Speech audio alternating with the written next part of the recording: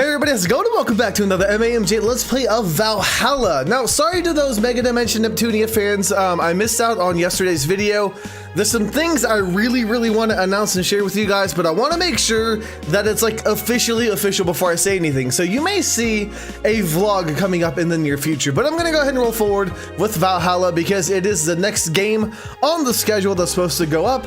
And I'm curious what's going to happen here. We've had a lot of stuff happen since Christmas. I don't know if I'm going to be able to make rent on January 30th, but I think I'm close. I'm at 79.32, so it's possible. I think I can make it happen. All right, anyways, let's see what's going on in the digital sphere. Okay, Y2K, the final remaster leads video game charts. Okay. The newest remaster of 2016's Y2K, a postmodern RPG, opens the charts this week with 3.5 million copies shipped on its launch day.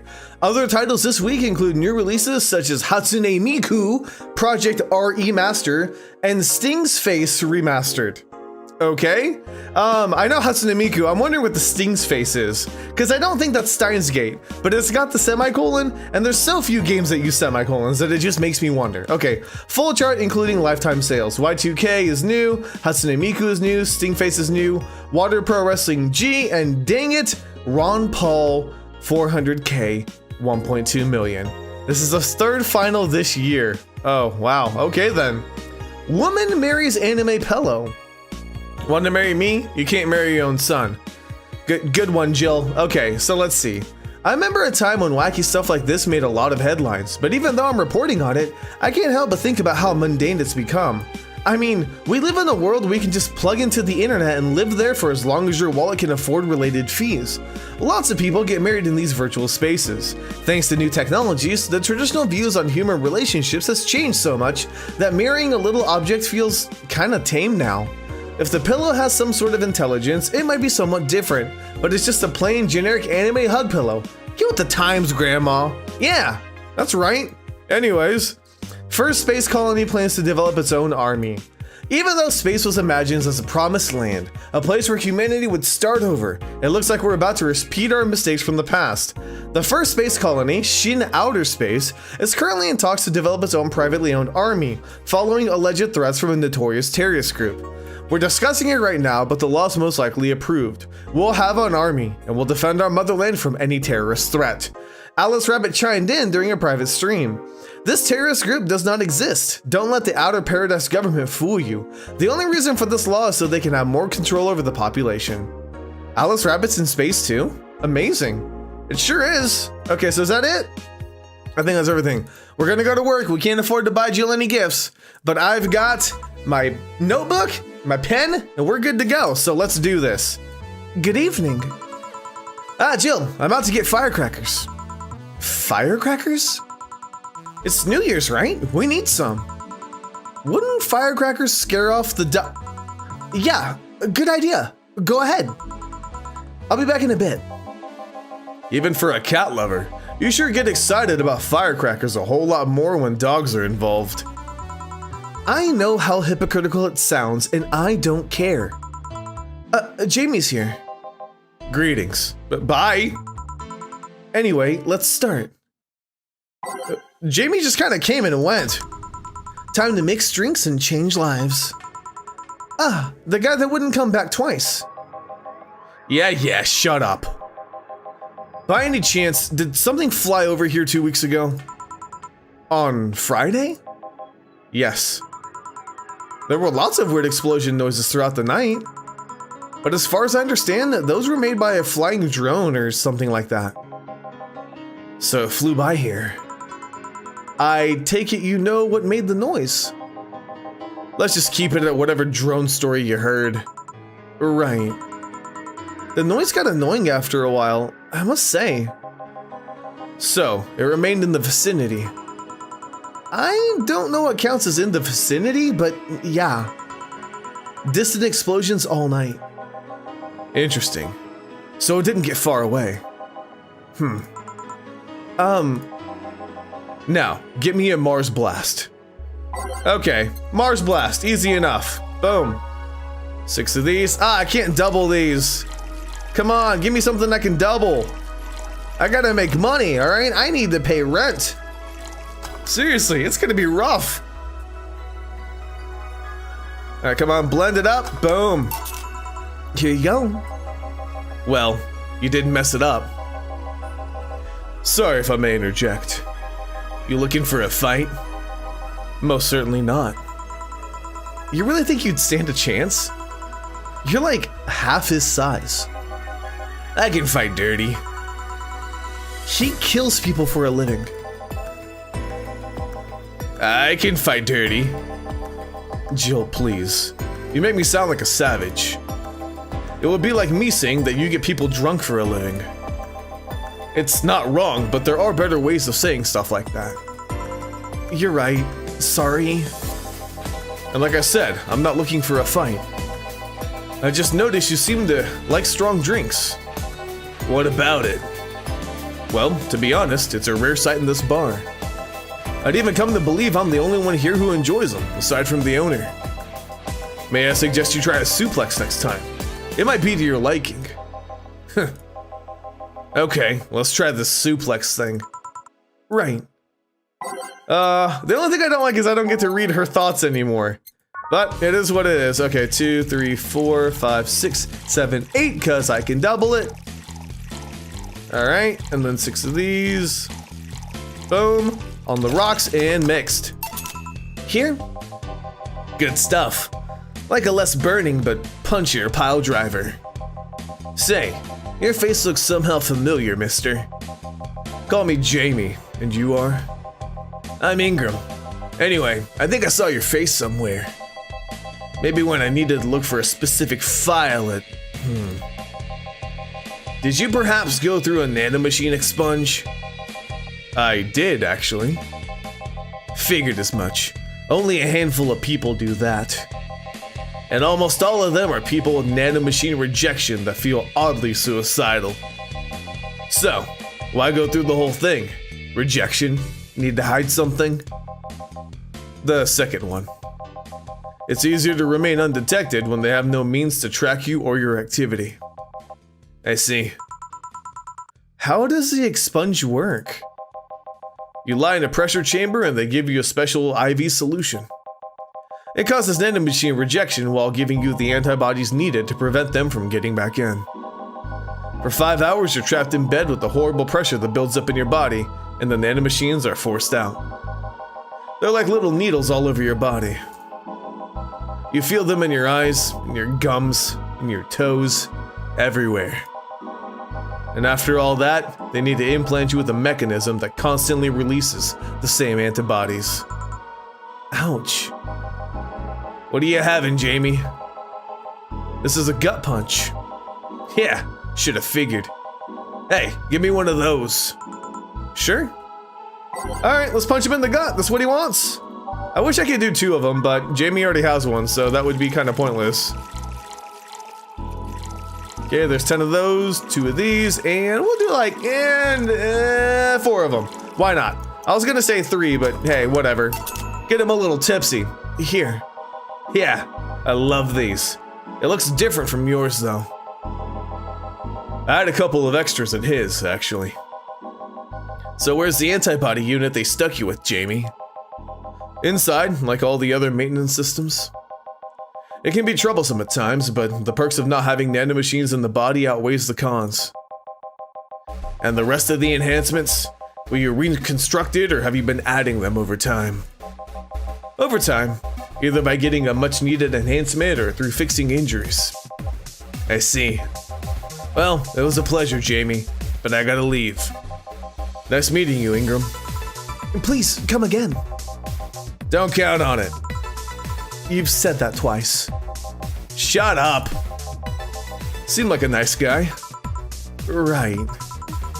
I won't call him a bastard, but he's not the nicest in the bunch. Maybe you caught him on a bad day. Nah, I think you're just that good at bringing out the nicer side of people. Oddly enough. That guy tires the hell out of me. Someone's in a good mood. Give me a bad touch, will you? That way you'll be in a good mood too.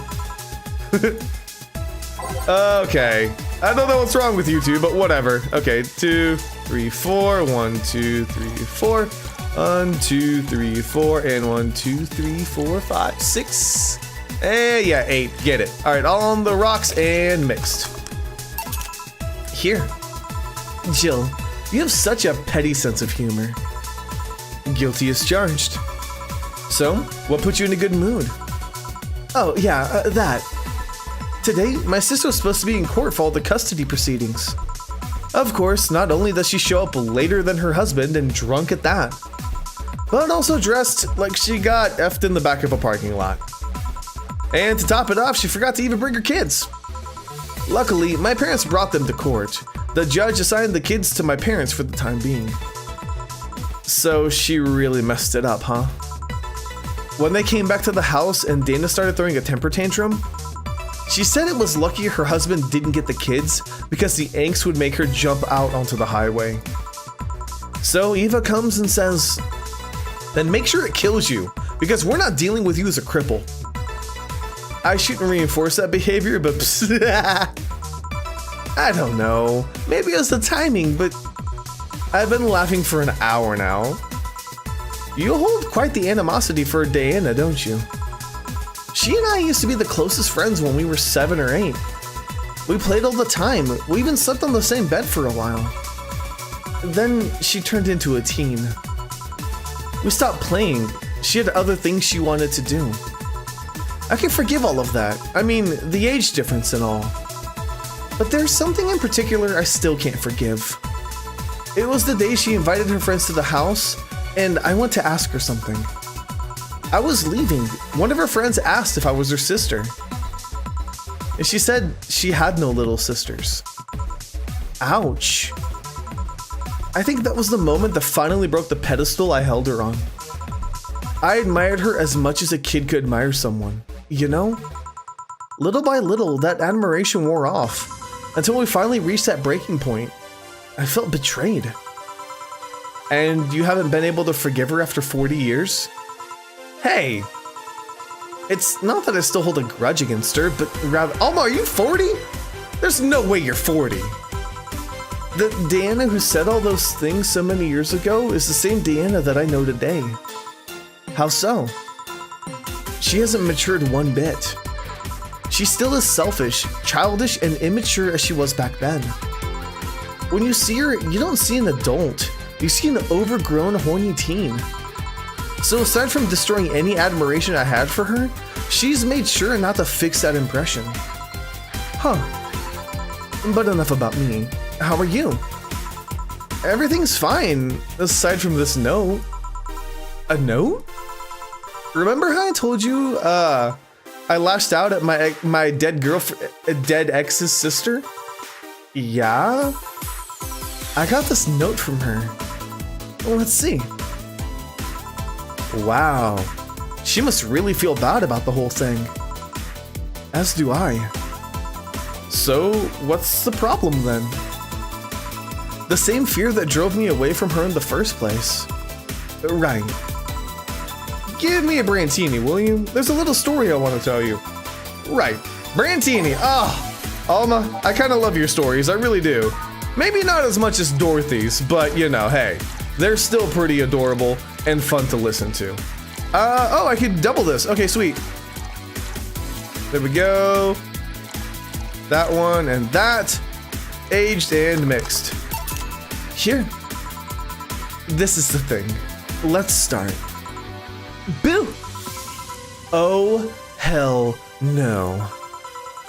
This is a story of a girl who grew disillusioned with one of her sisters. Soon, it became animosity, and not long after that, she distanced herself completely from said sister. With time, the girl would become attached to her eldest sister, looking up to her achievements. All I can look at right now are those boobs. Not now. Said sister would even marry the girl's best friend not soon after. And after the girl went into college, said sister would quit her job. The sister was worried sick about leaving her baby kid alone, prompting her to quit her high-ranking job. What if I hire your high-ranking lips? Shut up. The girl, even as an adult, felt betrayed. Her role model sister went against everything she held in high esteem for. She was no longer a child, and yet she felt like part of her had crumbled. Hey Joe, I can lift her sweater. Do you want to see? I bet you want to see. Okay, first off, there's no signal on the TV anymore. That's weird. Why is it when Anna appears does the TV go out? Why? I want to know. All right, enough. Enough? Crap. Peace out.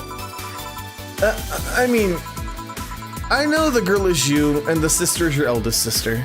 Please get to the point. Right. The point is, if you don't face her, she will be heavily disappointed. She's trying to make amends with you. That must take courage. Lots of it. Yeah, you're right. My mouth's dry. Can I get a beer? Right. Well, good thing Anna wasn't there for that comment. I'm sure she would have wanted to comment about her mouth being dry or something weird like that, right?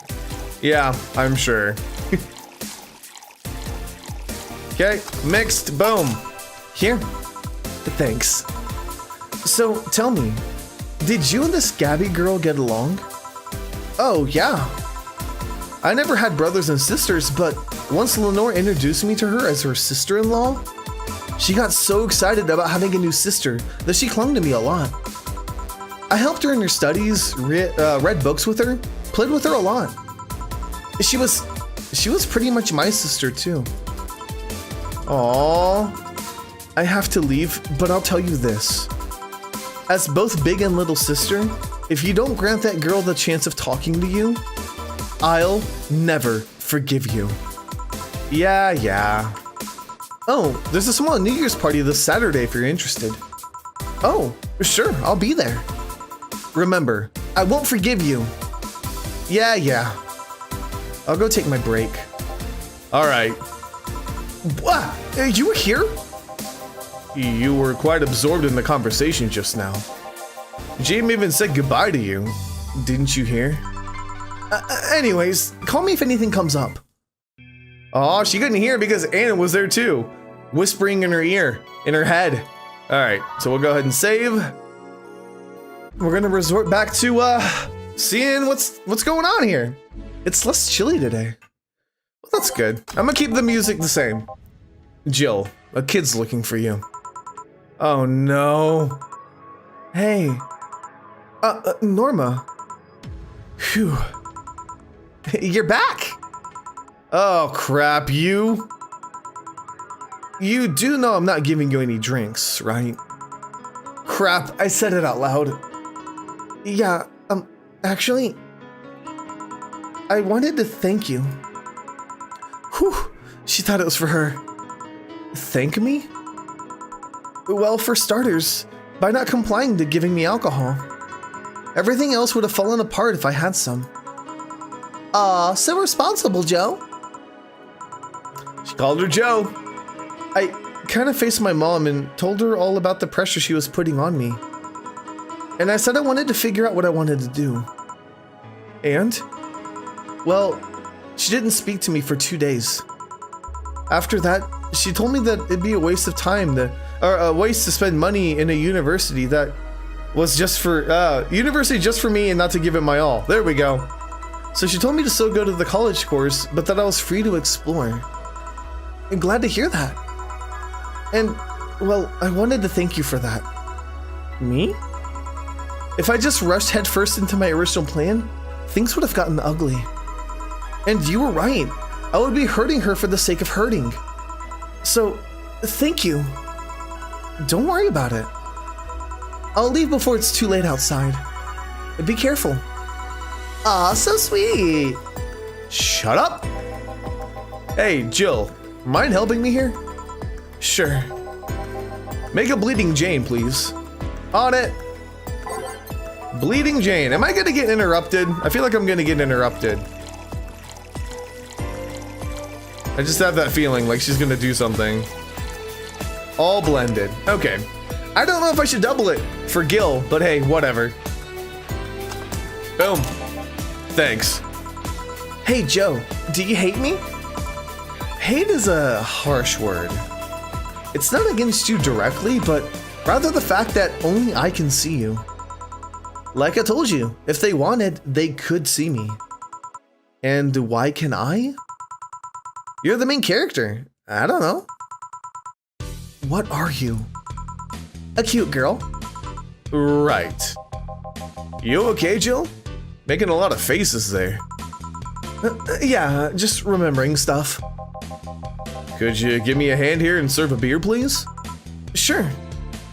Okay, so this may help me with my money issue, though. Maybe. That would be nice. Okay, I got a little flustered there, but I think we're good. Boom, boom, boom. Thanks. Would you lighten up if I showed you I can interact with the environment? Maybe it'll spook me, but let's try. There. Can't see anything. You sure? Yup. Weird. Nobody expects the Dorthiquinzition. Dorthiquinzition, Dorthiquinzition, Dorthiquinzition. Ow! I bit my tongue. Can't believe I'm using the spare tongue so early in the night. Ahem. Honey. Hey, Dorothy. I'm making a quick stop for a drink. Can I get a fluffy dream? Sure. Wait, what did she do? I thought she was gonna mess with my computer for a second. Like, it was gonna, I don't know, go to my wallpaper or something like that. That would have been weird. Okay, anyways, sorry, I'm getting distracted by waiting for a distraction. Okay, so we'll do like 3 of those, aged and mixed. Thanks. Oh, yeah, before you leave, what? Are you guys throwing a New Year's party too? Yep. Sure, I'll be there then. Well, I've got things to do, so... You do? Who does what? Sorry, I sneezed. Weird sneezes. Anyway, I'm out for now. Oh yeah, Joe? Take care of Becky, please. Man, she was in a rush. Okay, F that noise. Fireworks are sold out everywhere.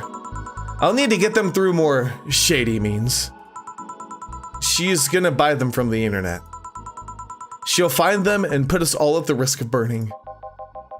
I'll make sure there's an extra extinguisher at hand. Please? Well, I guess that's it for today. You sure you're fine? I am. Don't worry. Hey, Jill. Mind if I ask a silly question? You've seen my clients. You can assume I don't mind silly questions. Silly answers can get on my nerves, though. Sorry, what did you want to ask? Do you know why they call them cat boomers? I mean, I guess their second set of ears look like a cat's, but the word boomer seems so out of place. Not so much when you consider it's not them, but their parents who were called such. Oh? Let's go a bit back first. You do know why cat boomers look like that, right? Because they went through some anti-nanomachine rejection treatment while they were still a fetus, right? It's called the Yamazaki Romanova treatment. Or was it the Romaneko Yamada treatment? The let's call it the catification procedure. It was not only the first successful genetic treatment on a fetus, but also the first way to fight nanomachine rejection. Moreover, that research had a bit of a rocky story. Funding got cut in the middle of it, at a critical point that could make or break the whole thing. Not to mention Zaibatsu Corp's record of not addressing nanomachine rejection at all. The rest of the research was funded by Maki Stengovich. Was it Stengovich? Let's call him Stengovich for now. He's a businessman whose unborn daughter got diagnosed with early nanomachine rejection. Stengovich funded the research, and in a desperate move, his wife offered herself and her daughter as test subjects. Of course, the experiment was a success. The girl, Sylvia Stengovich, didn't die. She became the living testament of a scientific breakthrough. But then, The story of how things played out for Sylvia got sensationalized in the media and created a weird fad. Parents made their unborn children go through the catification procedure, even if they had no ailments at all. All because of one particular girl whose life got saved through that treatment became a media darling for a bit. A whole generation of kids with those cat-like protrusions got born. And their parents got called cat boomers? A generation of parents obsessed with those cat-like features. The fad quickly passed, but the term remained in use. Eventually, cat boomer just started being used for the people with the protrusions instead of their parents. You keep calling them protrusions. Why is that?